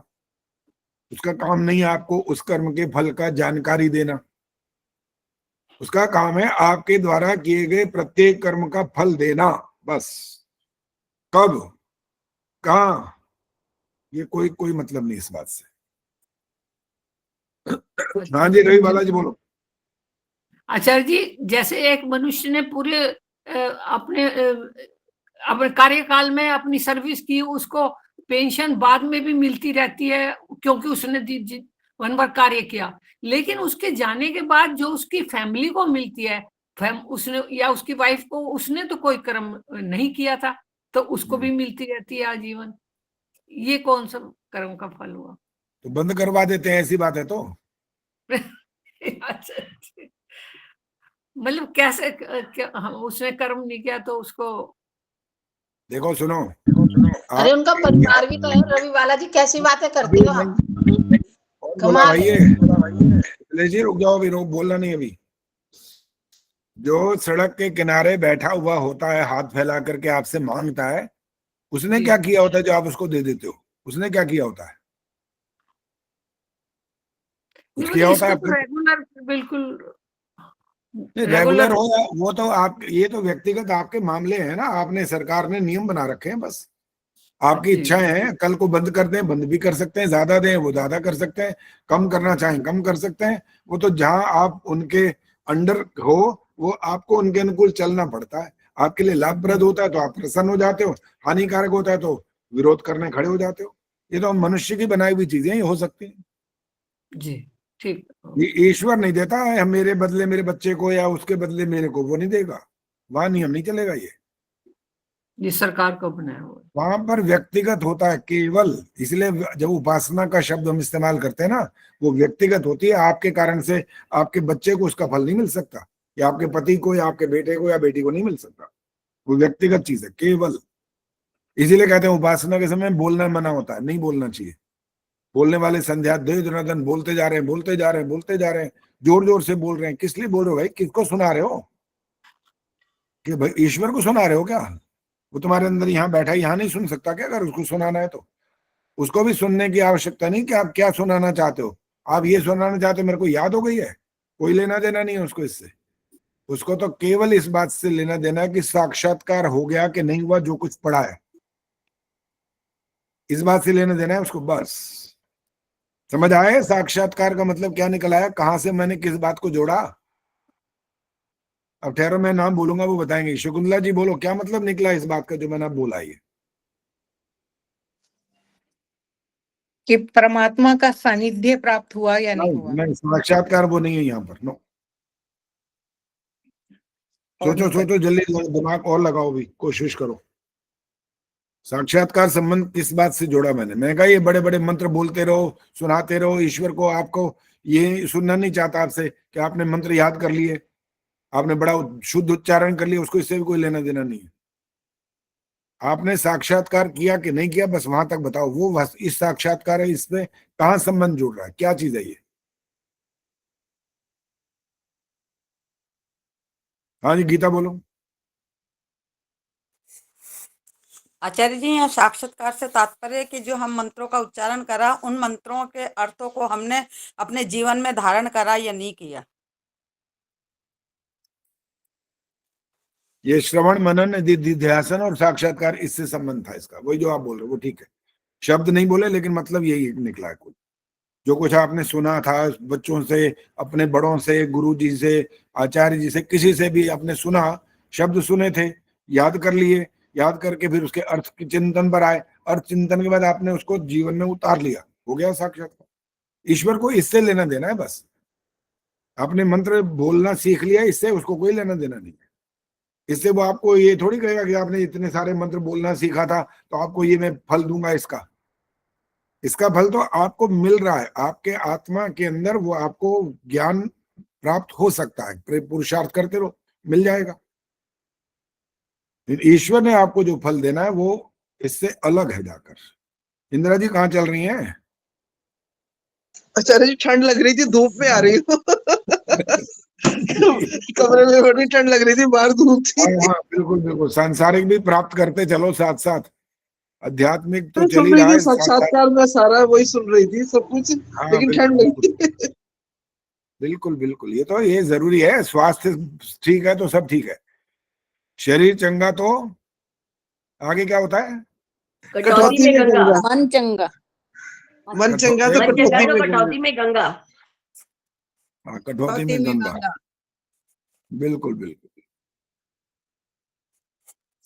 और बिना शरीर के ठीक हुए आप कुछ कर भी नहीं सकते। बुढ़े जब हो जाते ना, और जब बुढ़े अपने पोते पोतियों को बोल रहे थे, बेटे बैठ जाओ 2 मिनट, आंख बंद करके बैठो मेरे साथ, नहीं दादी ये मेरा काम थोड़ी है। कटौती का क्या अर्थ है इसमें? किसका? कटौती, कटौती में गंगा। ये मेरे को क्या बता, आप बताओगे? मैं क्यों बताऊं? हर बात मैंने बतानी है क्या? मुझे नहीं आता तभी तो पूछ रही हूँ ना। चलो, तो और कोई, इतने सारे बैठे हैं, ये सब विदुषी हो गई हैं, विद्वान सब विदुषी हो चुके हैं, ये हाथ खड़ा करते हैं फटाफट बता देते हैं। ये सुनीता जी बता रही हैं, बताओ जी। काठ के कटोरे में गंगा पानी का होना। सुनीता जी ठीक है ये? हाँ, छोटे से छोटे बर्तन भी गंगा का अनुभव करना। तो इसका टोटल वाक्य बना करके दोबारा बताओ, क्या मतलब निकला? मन चंगा तो कटौती में गंगा। गंगा पर जाने की कोई जरूरत नहीं। अगर आपका मन सात्विक है, अच्छा है, शुभ विचारों वाला है, तो आप छोटे से बर्तन में भी गंगा को अनुभव कर सकते हो। वाह क्या बात है, ये हुई ना बात। ये इतना बढ़िया से एकदम छोटा सा वाक्य बोलकर एकदम फर्स्ट क्लास। यही तो, यही, हाँ यही चाहिए होता है जब भी बात करें किसी से, तो उनको समझाने का ढंग, उनके शब्दों का चयन, ये बहुत आवश्यक होता है। बहुत बढ़िया किया, फर्स्ट क्लास। हाँ जी, कहाँ से बात चल रही थी, कहाँ पहुंच गई? आह्वान से चल रही थी आचार्य जी, कि आह्वान की से ये टॉपिक शुरू हुआ था। वो मंत्र में आया था ना अक्षर, आह्वान वाला। अरे वो आह्वान बहुत पीछे रह गया, बुढ़ों की और बच्चों की बात आ रही थी अब। तो दादी ने बोला जी कौन सा मंत्र कर रहे हैं हम? मैं बहुत लेट आई हूँ, बाहर से आई थी। हम 12वां कर चुके हैं, 13वां पे आएंगे। अभी देखते हैं, समय मिलेगा तो आएंगे, नहीं तो ये बात तो चल रही है, चलने दो अभी। विनय प्रभा जी क्या बोल रहे हैं, बोलो। सिर्फ साक्षात्कार पे बात कर रहे थे हम। अच्छा, नहीं वो तो हो चुकी, उसके आगे बढ़ गए थे अब, और आगे बढ़ गए थे कि आचार्य जी, दादी आपने ने, बोला था कि जब बुजुर्ग हो जाते हैं तो पोते पोतियां होती हैं तो वो हमारे पास नहीं बैठते हैं, हाँ, और वो हमें वो साथ साथ आगे ले जाने की कोशिश करते हैं, लेकिन हमारा स्वास्थ्य ठीक नहीं होता या हम अपनी उम्र के कारण आगे उनको नहीं लेके जा पाते। हाँ तो बिल्कुल ठीक, यहाँ यही पर बात आप चल रही चर्चा थी। कर रहे थे। और जब बड़े बुजुर्ग होते हैं, अपने छोटे पोते पोतियों को जब कहते हैं, जो इतने बुद्धिमान हो जाते हैं कि 6ठी 7वीं 8वीं कक्षा तक आ जाते हैं, तो उनको बातें समझ में आने लगती हैं, वो कहते हैं बेटे आओ बैठो मेरे साथ, आओ हम संध्या करेंगे। तो बच्चे का जवाब सुनो, बच्चा कहता है दादी ये मेरा काम थोड़ी है, ये तो आपका काम है। अच्छा मेरा काम क्यों है भाई? कि जब बूढ़े हो जाते हैं तब वो और क्या करते हैं? नौकरी तो करते नहीं, बिजनेस करते नहीं है भाई, यही तो करते हैं, तब और क्या करते हैं? बूढ़े हो जाने पर करते हैं ये वाले काम। हमारे जैसे हमारे काम तो खेलना कूदना, टीवी देखना, गप्पे मारना, और यहाँ लड़ाई भिड़ाई छड़ाई सब कुछ करना, यही काम है हमारे। तो आप हमारे को कहाँ कहाँ धकेल रहे हो इधर? तो इसका उत्तर जरा कठोर है, आप सुन लेना। पहली बात तो क्या पट्टा लिखवा के लाया? कोई लिखवा के लाया कि कितने साल तक रहेगा दुनिया में? पल का भरोसा नहीं, ये वाक्य बोलते हैं हम, ये सुनने में आता रहता है। जब कल किसी से मिलके आते हैं तो फोन आ जाता है वो गए। आदर्श जी का पता लगा था कि नहीं? आदर्श सहगल जी का, वो पहले दिन भजन गा रही थी और अगले दिन पता लग गया जी गई। पल का भरोसा नहीं है। ये बात जब हमें बात समझ में आती है तो बच्चों को भी कुछ कुछ वैराग्य की बातें बतानी चाहिए। वहां डरा मत करो कि ये क्या बोल रहे हैं बच्चे के सामने, मरने मराने की बात क्यों कर रहे हैं? करो, करनी पड़ती है, करनी चाहिए। प्यार से और अच्छे शब्दों से उनको ये वाली बातों को समझाना अनिवार्य होता है, बताना होता है। बहुत विस्तार मत करो, संकेत रूप में जरूर समझाओ कि देखो बेटा, तुम सांस लेते हो, आंखें तुम्हें मिली हैं, ईश्वर ने दी हैं, तुम्हारा भोजन कैसे अंदर जाकर पचता है, कैसे तुम्हारा सार को तुमको रात को नींद आती है, कितना तुमको आनंद मिलता है, आनंद अच्छा लगता है, तुम सारे काम अपने शरीर के माध्यम से करते हो, ये तुमको कोई देता है ना, तुमको ऐसे मुफ्त में कोई इसके तुमने पैसे तो नहीं दिए थे ना। और दुनिया से कोई भी चीज लेते हो तो उसके तो आपको मूल्य देने पड़ता है। और तुम ये बोल रहे हो कि जब बूढ़े हो जाएंगे तो तब तक तुम ये सब प्रयोग नहीं करोगे जो तुम आज कर रहे हो। एक पेंसिल अगर किसी से बोरो करते हो ना 2 मिनट के लिए, मैं आज भूल गया हूं प्लीज मेरे को दिखाना, वहां तुम्हारे मुंह से प्लीज और निकलता है, और वापस करते समय थैंक्स भी निकलता है। ये तो कमाल है तुम्हारा। और जो तुमको ये सब कुछ दे रहा है, देता रहेगा, और तुम बुढ़े होने तक इंतजार करोगे कि मैं थैंक्स तब बोलूंगा जा करके। इसलिए बातें, ऐसी वाली बातें दोषपूर्ण कहलाती हैं। बताना होता है, पहले से बताना होता है, समझाना होता है, सिखाना होता है, ये करो, तुम्हारा काम है, ड्यूटी है तुम्हारी है। और वो जब ये वाला काम करना शुरू करेंगे तब उनको अंतरात्मा में और अधिक शक्ति प्राप्त होने वाली है, क्योंकि वो अपना कर्तव्य का पालन करना शुरू करेंगे। जो बच्चे माँ बाप का जब कहना मानते हैं तो माँ बाप उनसे खुश होते हैं, और क्या करते हैं, मारते पीटते थोड़ी है उनको, उनकी इच्छा भी पूरी करते हैं। कहते हैं, बच्चा कहता है, जब सारे उनका कहना मान रहा होता है बच्चा, तो बच्चा कभी कभी कहता है मेरे को ये वाली चीज लेके दो, ठीक है ले देंगे। और जब कहना नहीं मानेगा तब क्या करोगे आप? तब कहोगे नहीं बेटा ऐसे नहीं चलेगा। ये तो एक संसार का व्यवहार है। जैसे व्यवहार के रूप में बोला जाता है, एक हाथ दे एक हाथ ले। कहना मानो, अपने कर्तव्य पूरे करो, और जो तुम चाहोगे हम तुम्हें दिलाएंगे, जो तुम्हारे लिए उपयुक्त होगा वो देंगे बस। और कभी कभी मैंने ये फेसबुक पर और कहानियां में पढ़ लिया, सब आता रहता है।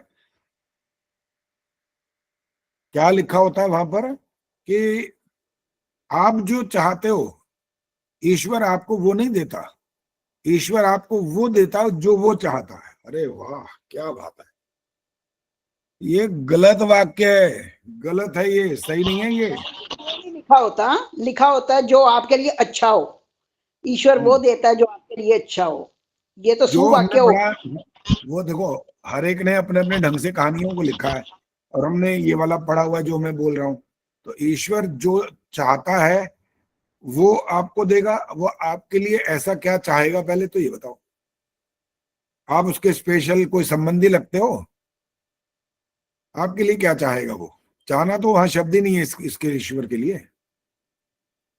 वो तो आपके लिए कुछ अलग से नहीं चाहता, वो चाहता तो सबका, बस सबका चाहता है, बस चाहता है। तो फिर अगर चाहता है इस्तेमाल करना हो, सबका कल्याण चाहता है, और इसके लिए उसने बना दिया।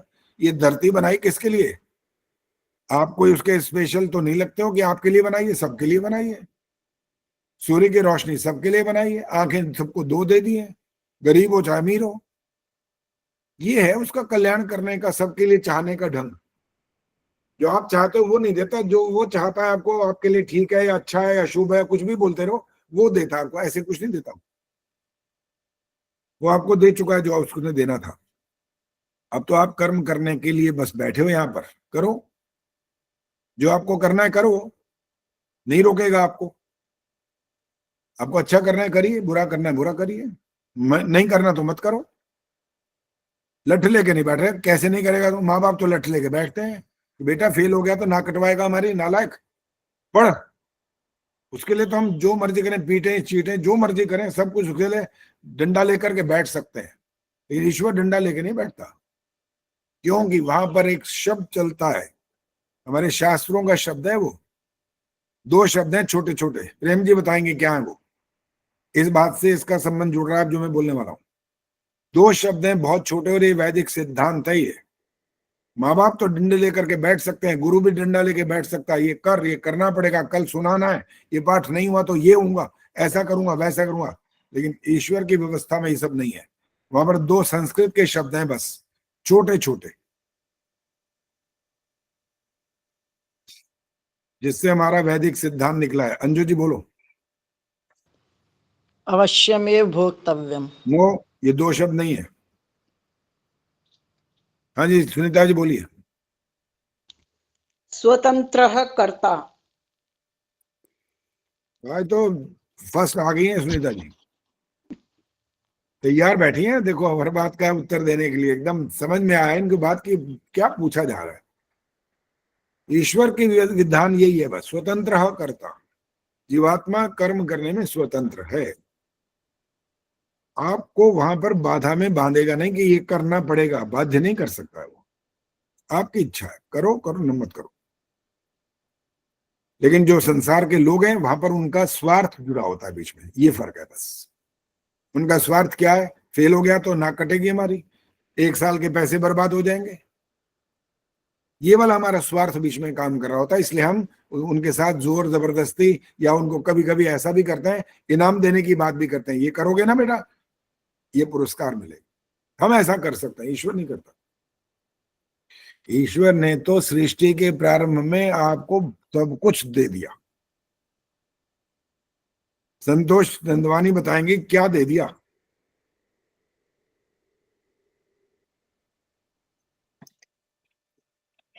उन्होंने हमें बुद्धि दी और हमें कर्म करने के लिए स्वतंत्रता दी। ये अप्रोप्रिएट नहीं है, गलत भी नहीं है, लेकिन जो अप्रोप्रिएट, जो मैंने जो कहना था उत्तर चाहिए वो नहीं है ये। सुनीता जी ने तो फिर हाथ खड़ा किया, लेकिन उनसे नहीं पूछना अभी। ये तो फिर आज तो ये टॉपर बनना चाहती हैं। रही वाला जी बोलो। अच्छा जी, जैसे सूर्य चंद्रमा तारे, ये हवा पानी आग, ये सब हमें सृष्टि के आरंभ से ही। नहीं नहीं नहीं, बबली बोलो। आचार्य जी हमें वेद ज्ञान दिया, उसके अनुसार हमें जीवन बिताना।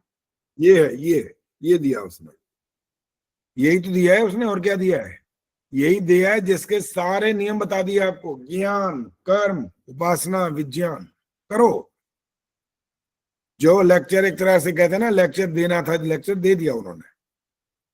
अब कर्तव्य कर्म तो आपका शुरू होने वाला है। जब परीक्षा होती है ना, तब वहां पर टीचर नहीं बता रहा होता, वहां नहीं समझाएगा।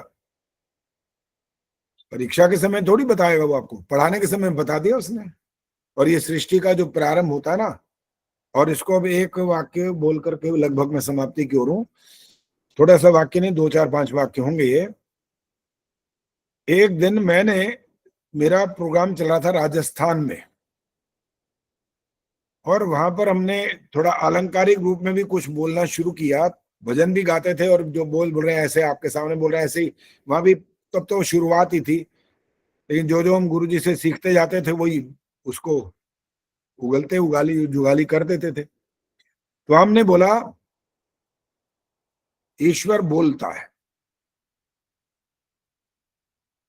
खड़ा हो गया एक फटाफट, बोलता है, ईश्वर बोलता है।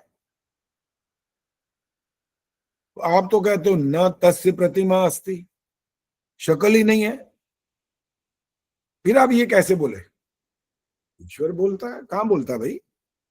तो मैंने कहा देखो बेटा, कभी कभी ऐसा होता है जब वाक्य बोले जाते हैं ना, तो उसमें तात्पर्य लेना होता है उसका, शब्दशः नहीं अर्थ निकलता, उसका तात्पर्य समझना होता है कि वक्ता ये सब बोल क्यों रहा है, उसके पीछे कुछ रहस्य है। तो उस रहस्य तक पहुंचने का प्रयास करना ही आपका श्रोता कहलाना सिद्ध होता है।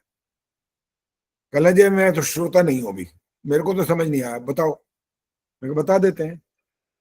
फिर मैंने कहा अभी इसको और तंग करूंगा थोड़ा सा। मैंने कहा पता वो कब बोलता है? कहला फिर आप बोलने में आ गए। मैं कहा हाँ, अभी तो मैं तेरे को थोड़ा समझाऊंगा ना अच्छी तरह। सृष्टि के प्रारंभ में बोलता है वो। कहने लगा अभी छोड़ोगे नहीं है वाला वाक्य, बोलता है बोलता है। मैं कहा तो अभी और बोलूंगा अभी। अच्छा ये बोल लो जो बोलना है। फिर मैं कहा ब्राह्म मुहूर्त में बोलता है वो। अब ब्राह्म मुहूर्त तो उसको पता था, अब ब्राह्म मुहूर्त में बोलता है। अब उसने इसका मतलब निकाला। कहने लगा जी अब समझ में आ गया, बस अब मुझे समझ में आ गया। क्या किया उसने? हमारा कार्यक्रम वहां 1 सप्ताह तक था, तो अगले दिन भी कार्यक्रम होना था। भागा भागा आया कार्यक्रम शुरू होने से पहले पहुंच गया। कहना जी आपकी बात मुझे तो कुछ समझ आई नहीं है, आपने झूठ बोला जो कुछ बोला कल। मैं क्या झूठ बोल दिया भाई? क्या आपने कहा ब्राह्म मुहूर्त में बोलता? तो मैं तो सुबह 4 बजे उठ के बैठ गया और मैं उस छत पे भी गया। मैं कहा कमरे में आवाज ना पहुंची उसकी, हो सकता है फिर मैं तो छत पे गया सबसे ऊपर, वहां जाकर के इधर उधर सब देख लिया, ऐसे भी किया कि कहीं कुछ आवाज आ जाए, आवाज तो नहीं आई उसकी। तो आप क्या बोल रहे हो? बोलता है ब्राह्म मुहूर्त में बोलता है। तो मैंने कहा बेटा तुमने ना असल में थोड़ी सी जल्दबाजी कर ली असल में, बात का ना पूरी तरह से विश्लेषण समझा नहीं है और सिर्फ शब्द को पकड़ करके तुमने उसका मतलब निकालने का प्रयास किया और वो गलत हो गया। अब मैंने कहा चलो अब मैं तुम्हें अच्छी तरह से खोल करके बात समझा देता हूं। मैंने बोला था ईश्वर बोलता है कब? सृष्टि के प्रारंभ में। कब? ब्राह्म मुहूर्त में। मैंने ये भी नहीं बोला था कि ब्राह्म मुहूर्त में तुम्हारा जो ब्राह्म मुहूर्त रोज 4 बजे आता है वो वाला नहीं मैंने बोला था, सृष्टि के प्रारंभ में बोला था। ये तुम अपना ब्राह्म मुहूर्त समझ करके भाग लिए यहाँ से कि मैं तो ब्राह्म मुहूर्त में उठूंगा देखूंगा। तुम तो बोलता है करे जा रहे हो, तो मैं सुनूंगा ना कैसा बोलता है वो। तो मैंने कहा इसलिए वो गलती तुम्हारी तो ये हो गई, ब्राह्म मुहूर्त अपना समझ बैठे लेकिन ईश्वर अपने ब्राह्म मुहूर्त में बोलता है। का अर्थ ये था जैसे मैं कोई काम करने लगूं, मेरे को इतने बजे वहां जाना है, तो मैं ये वाक्य बोलूंगा क्यों? किस लिए बोलूंगा? बोलूंगा तो नहीं ना, लेकिन मैं अंदर ही अंदर ये सब कार्य व्यवहार मेरा शुरू हो जाएगा, शब्द नहीं बोलूंगा मैं।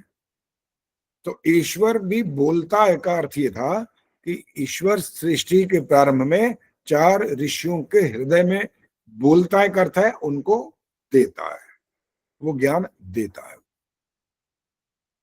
इसका संबंध बोलने से डायरेक्ट नहीं लेना कि वो बोलता है हमारे जैसे भाषा बोलता है, भाषा नहीं बोलता वो देता है अपना ज्ञान प्रदान करता है। कहाँ? आत्मा के अंदर। कोई अंतर्मन भी बोल ले कोई बात नहीं, किसको देता है? अब वहां फिर जब बात ये आई और स्पष्ट किया कि ऋषियों को देता है, कि किन को? 4 ऋषियों को। कहना फिर गलत। मैं कहा अब क्या गलत हो गया? तो 4 ऋषियों को क्यों? मेरे को क्यों नहीं, या आपको क्यों नहीं, या उसको क्यों नहीं? मैं कहा बेटा जब परीक्षा होती है, जो बच्चे इतनी मेहनत करते हैं कि 100 में से 100 अंक लाते हैं, तो इनाम तो उनको मिलता है या सबको बांटता है? सबको इनाम बांट दिया जाता है क्या? कहने सबको तो नहीं बांटा जाता। तो मैंने कहा फिर तो 4 ऋषियों को देने में क्या गलती कर दी भाई ईश्वर ने? अरे उनकी आत्मा इतनी शुद्ध पवित्र है, उनके अंदर इतनी योग्यता है कि उस ज्ञान को वो अंदर ग्रहण कर सके और आगे वो श्रुति के रूप में और आगे पहुंचा सके, इसलिए उनको देता है वो। कहले हाँ अब ठीक है, अब समझ आ गया। मैं तेरी बुद्धि बेटा अभी छोटी है, अच्छी नहीं है, अभी फटाफट निर्णय करने पे आ जाती है, बात को पूरी तरह से समझने की कोशिश नहीं करते, बस सीधा ही लठ बजाने की कोशिश करते हो। जल्दबाजी मत किया करो, आराम से पहले सुना करो और उसकी जो गहराई है वहां तक पहुंचने की कोशिश करो, फिर समझ में आ जाएगा कि जो बात कही जा रही है वो ठीक है या गलत है। शांति पाठ। ओम द्यौः शांतिरंतरिक्षं शांतिः, पृथिवी शांतिरापः शांतिरोषधयः शांतिः, वनस्पतयः शांतिर्विश्वे देवाः शांतिर्ब्रह्म शांतिः, सर्वं शांतिः शांतिरेव शांतिः, सा शांतिरेधि। ओम शांति शांति शांति। जो बोले सो अभय। वैदिक धर्म की जय हो। गुरु महर्षि दयानंद की जय हो। भारत माता की जय हो। आर्य समाज अमर वेद की ज्योति जगत की ओम का झंडा ऊंचा रहेगा। वैदिक ध्वनि ओ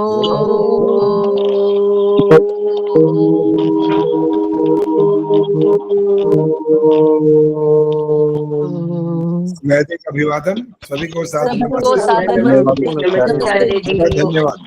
नमस्ते जी। भाइयों को सबको सादर नमस्ते जी। नमस्ते। नमस्ते जी।